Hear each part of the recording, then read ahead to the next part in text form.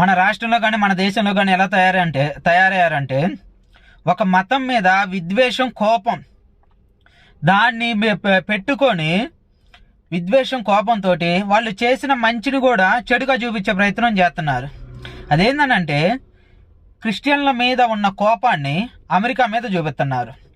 America వాడు మంచి చేయాలని చెప్పి నేను ట్రై చేసిండు. అదేంటనంటే హర్ముజ్ జలసంధిలో కొన్ని ఈ నౌకలు చిక్కుకుపోయి ఉన్నాయి కదా, వాళ్ళు ఏదైతే ఇరాన్ వాళ్ళు సైనికులు సంబంధించి బంధించి ఉన్నాయి కదా, వాటిని కాపాడటం కోసం అంటే అక్కడ క్లియర్ చేయాలి, ఏ దేశ నౌకలను ఆ దేశానికి పంపించాలని చెప్పి వాళ్ళు మంచి ప్రయత్నమే చేశారు. దాన్ని కూడా తప్పుపట్టే రేంజ్కి ఎదిగారు అనమాట. అంటే వాడు ఇరానోడు ఇష్టం వచ్చినట్టు దాడులు చేసుకుంటా చంపుకుంటా పోతే ఎవరికి అవసరం లేదు.